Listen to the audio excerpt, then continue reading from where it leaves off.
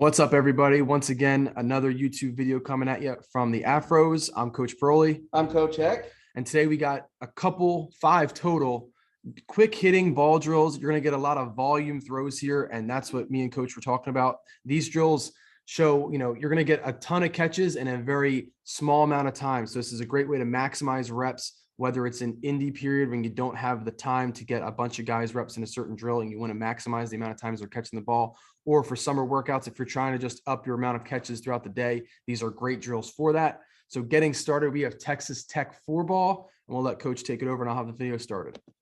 It's a 7x7 square. The 4 cans make the square, and then there's a big pop-up in the middle. We get 2 QBs here, and there's 4 total balls. This whole operation takes place in 9 seconds. We're really emphasizing getting the head and eyes around. We're going to lose the ball as he clears the pop a few times, and the final throw is a contested sideline catch. So you get catch pretty much at every time he clears the pop. And then this last one here, the first quarterback gets recycled, and he's a contested catch guy at the end. Here's a different angle of it. Ball coming off the pop here, and here's the contested sideline catch, and we're recycling the quarterback who threw ball 1. Big thing I like about this drill, Coach, and you can probably agree, is it's good for multiple positions. It's a lot of different types of angle breaks. So it's good for wide receivers, running backs alike. It's good for any real skill position trying to maximize those amount of catches in that drill. Yeah, and let's look at this. We have a 7x7 box set up, and we're getting 4 catches. So we're not running a huge amount of space. This is all taking place in a pretty confined environment. Some of these drills are a little bit more spacious. This one is very compact. If you don't have a pop-up, you could use a human standing there. You could use, some sort of a stand-up in a trash can, but just something as a distraction element. And the trash cans are great because they keep the balls off the ground. And that's what you're going to see in a lot of these drills. Most coaches have trash cans these days. You just don't want to be stepping on trash can balls that are rolling around on the ground. Right. And if you don't have trash cans, it's very easy to just use cones and then have extra players standing around shagging balls, making sure the whole space is safe for the guy doing the drill.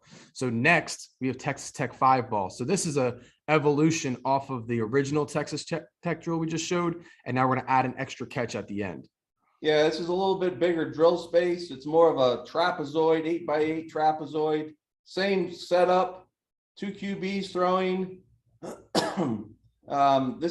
He's going to get 5 balls in 12 seconds. And then with this last catch, we set it up so that he finishes at the back of the end zone. So catch, tuck, then put the ball in the can. This last one's the part I really like about it here. After this one, now he's getting the back of the end zone. It doesn't have to be an end zone setup. Could be just a seam route or a rail route.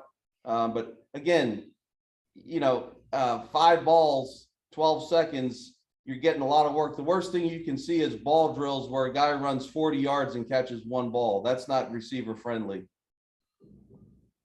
And again, same as the last Texas Tech drill. If you don't have cans, you can easily supplement cones and have guys around shagging. Another great drill, 5 catches very quick. So next in the evolution, we have Texas Tech 7-ball. So again, we're just taking that initial drill and we're saying, all right, how can we add to it? How can we add the volume of catches and still kind of keep the drill space compact and not kill our guys' legs? Yeah, so here we have a 10x10 box with 5 cans and a trash can in the middle. This is 7 balls in 13 seconds.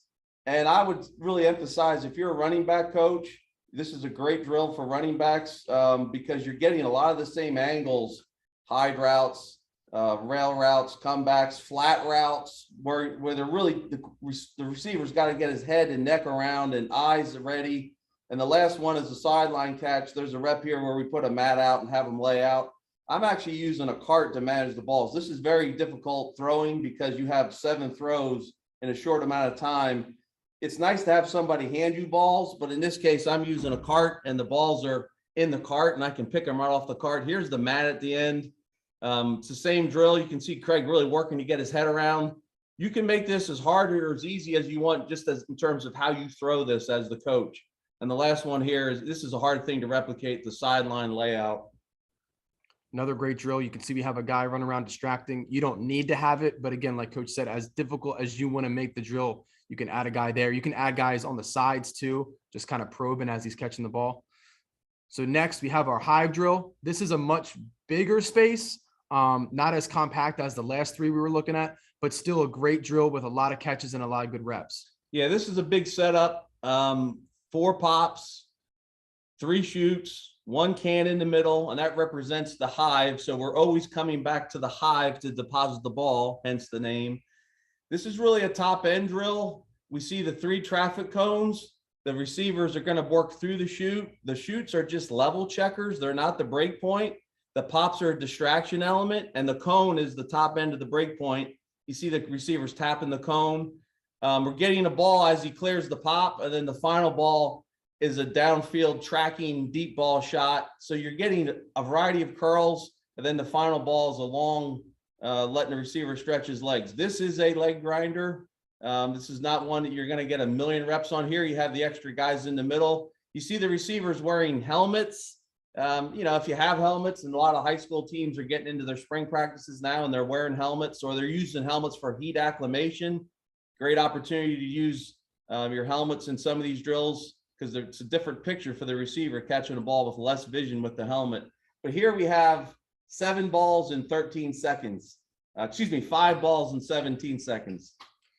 The 2 things I really like about this drill is, one, you see the tapping of the cone, which is a very like old school kind of receiver drill, getting into your break and tapping that cone to get out. So I think that's great to add that to this element. And also, I think it's great whenever we use the bags as that distraction out of a quick catch, because it's very rare that, you get so wide open that you're not getting some, visual, distraction. So I think adding that is great, because it teaches our guys to get their head around and expect the ball on top of them right away.